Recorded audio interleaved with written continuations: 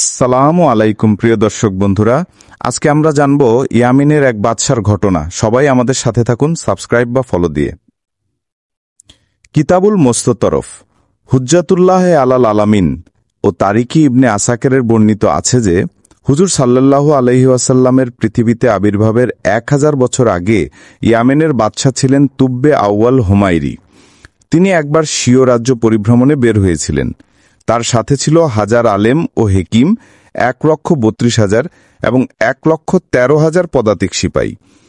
এমন শান শৌকতে বের হয়ে যেত। ভ্রমণ করতে করতে যখন মক্কা মুআজ্জামায় পৌঁছলেন, তখন তার এ বিশাল বাহিনীকে দেখার জন্য মক্কাবাসীর কেউ আসলেন না। বাদশা আশ্চর্য হয়ে গেলেন এবং উজিরে আজমকে জিজ্ঞেস করলেন। উজির ওনাকে জানালেন, এ শহরে এমন একটি ঘর আছে যাকে বাইতুল্লাহ বলা হয়। এ ঘর ও এ ঘরের খাদেমগণ ও এখানকার বাসিন্দাগণকে পৃথিবীর সমস্ত লোক সীমাহীন সম্মান করে।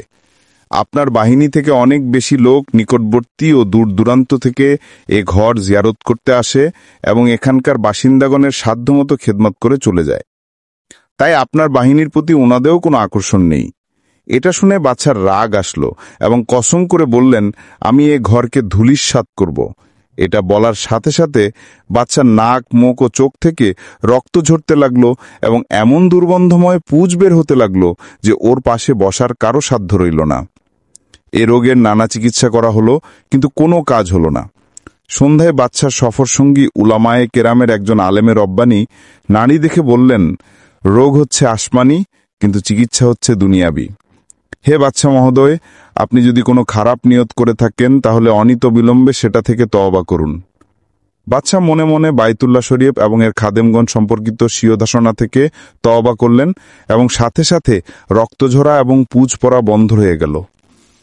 আরোগ্য খুশিতে বাদশা বাইতুল্লাহ শরীফে রেশমি চড়ালেন এবং শহরের প্রত্যেক বাসিন্দাকে 7টি সোনার মুদ্রা ও 7 জোড়া রেশমি কাপড় নজরানা দিলেন। অতঃপর এখান থেকে মদিনা মুনাওয়ারায় গেলেন।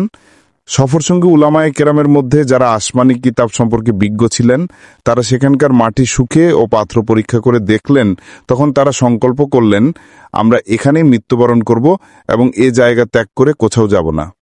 আমাদেরও কিসমত যদি ভালো হয় তাহলে কোনো এক সময় শেষ নবী তাশরিফ আনলে আমরাও সাক্ষাৎ করা সৌভাগ্য লাভ করব। অন্যথায় কোনো এক সময় তার পবিত্র জুতার ধুলি উড়ে আমাদের কবরের নিকট নিশ্চয়ই পতিত হবে, যা আমাদের নাজাতের জন্য যথেষ্ট।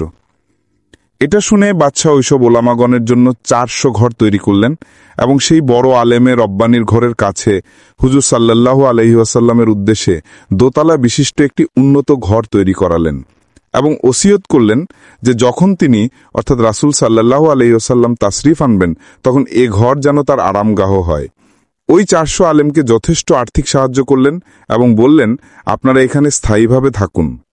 অতঃপর সেই বড় আলেমের রব্বানিকে একটি চিঠি লিখে দিলেন এবং বললেন, আমার এই চিঠি শেষ নবীর খেদমতে পেশ করবেন। যদি আপনার জিন্দিগিতে হুজুর সাল্লাল্লাহু আলাইহি ওয়াসাল্লামের আবির্ভাব না ঘটে, তাহলে আপনার বংশধরদেরকে ওসিয়ত করে যাবেন যেন আমার এই চিঠিখানা বংশানুক্রমে হেফাজত করা হয়, যাতে শেষ পর্যন্ত শেষ নবীর খেদমতে পেশ করা যায়। এরপর বাদশা দেশে ফিরেও গেলেন। এ চিঠি 1000 বছর পর নবী করিম সাল্লাল্লাহু আলাইহি ওয়াসাল্লামের খেদমতে পেশ করা হয়েছিল। কিভাবে পেশ করা হয়েছিল এবং চিঠিতে কি লেখা ছিল তা শুনুন এবং হুজুর সাল্লাল্লাহু আলাইহি ওয়াসাল্লামের সম্মানের বাস্তব নিদর্শন অবলোকন করুন। চিঠির বিষয়বস্তু ছিল, অধম বান্দা তুব্বে আউয়াল হুমায়রির পক্ষ থেকে শাফিউল মুজনাবিন, সাইয়্যিদুল মুরসালিন মুহাম্মদুর রাসূলুল্লাহ সাল্লাল্লাহু আলাইহি ওয়াসাল্লামের প্রতি। হে আল্লাহর হাবিব, আমি আপনার উপর ঈমান আনতেছি এবং আপনার প্রতি যে কিতাব নাজিল হবে সেটার উপরও ঈমান আনতেছি। আমি আপনার ধর্মের উপর আস্থাশীল। অতএব আপনার সাথে যদি আমার সাক্ষাতের সুযোগ হয় তাহলে খুবই ভালো ও সৌভাগ্যের বিষয় হবে। আর যদি আপনার সাক্ষাৎ নসিব না হয় তাহলে আমার জন্য মেহেরবানি করে সাফায়াত করবেন এবং কিয়ামত দিবসে আমাকে নিরাশ করবেন না। আমি আপনার প্রথম উম্মত এবং আপনার আবির্ভাবের আগেই আপনার বায়াত করছি। আমি সাক্ষ্য দিচ্ছি আল্লাহ এক এবং আপনি তার সত্যিকার রাসূল। প্রিয় বন্ধুরা, আমাদের সাথে থাকার জন্য আপনাদেরকে ধন্যবাদ। আপনারা কি ধরনের ভিডিও চান কমেন্টে জানিয়ে দেবেন। তথ্যসূত্র, ইসলামের বাস্তব কাহিনী, প্রথম খণ্ড।